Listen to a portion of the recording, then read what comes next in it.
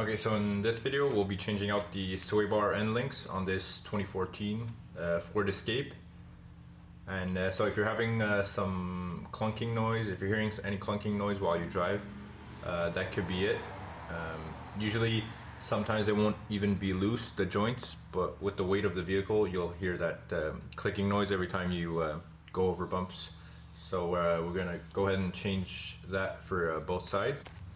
Okay, so first things first, after you jacked up the car, you're gonna go ahead and take off the wheel. I think these are 19, but in this car they have the tuner lug nuts. So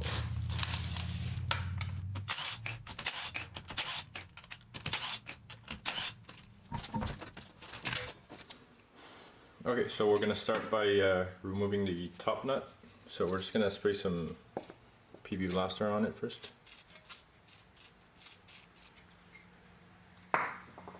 Okay, then we're gonna attach a 15mm socket for the nut, and you could either, since there's a hole for an Allen key, you could either do that with a wrench, or you could put a vice grip behind it, hold the joint, and then twist the nut out. So that's what I'm gonna do. I'm gonna put the vice grip behind the nut, and then I'm gonna twist it with a ratchet.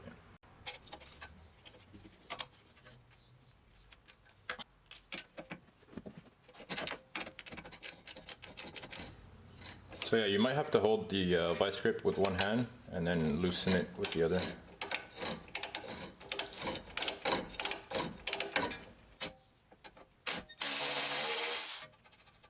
So there you go, top bolt is out. Okay, now we're gonna go ahead and take the bottom bolt out.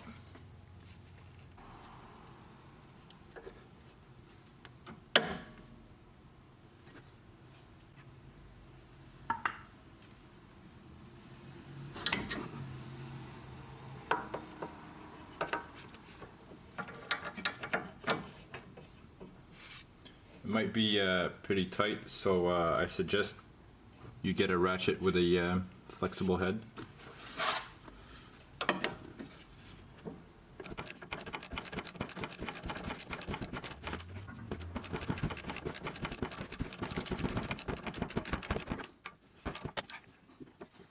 Yeah, so you might have to do this all the way by hand with the ratchet, since there's not enough space for me to fit a cordless ratchet in there, so just take your time.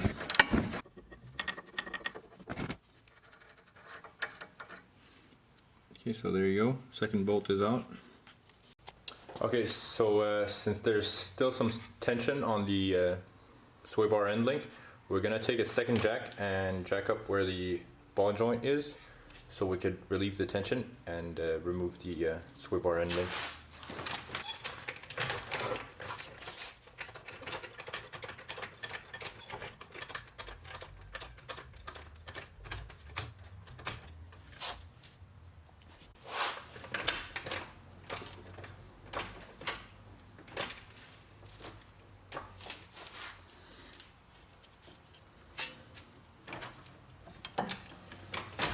Yeah, don't go too high, and then you should be able to remove it. There you go.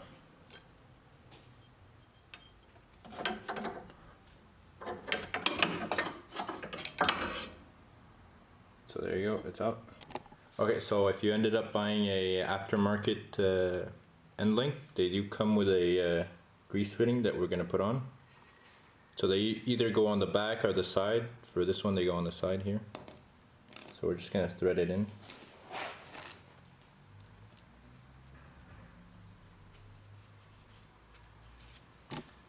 And then use a 7mm wrench.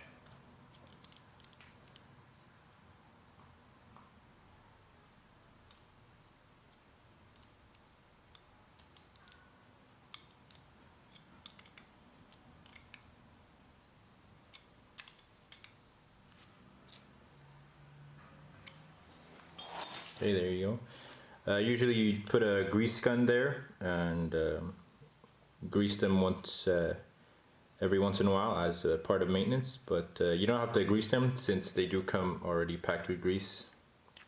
The joint is packed with grease. So if you do buy one with an aftermarket one with no grease, then you would have to use a grease gun and just shoot a bit in there. Okay, so there you go. Now we're just gonna put the other grease fitting on, and we should be ready to install it.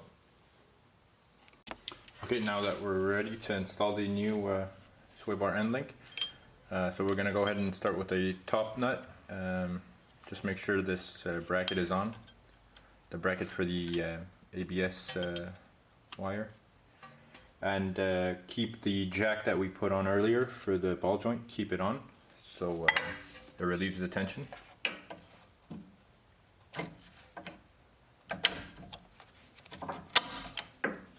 So there's one.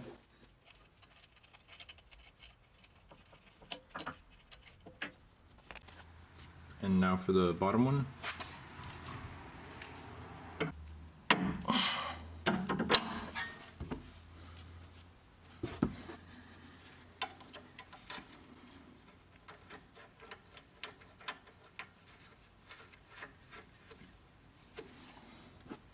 Okay, now we can go ahead and tighten them. We're going to start with the bottom one, then we're going to move to the top one.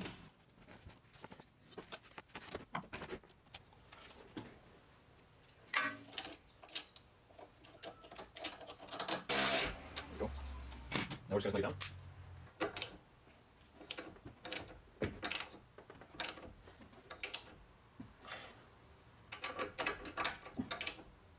And that's it. Okay, once you've tightened both nuts, we're gonna go ahead and release the jack.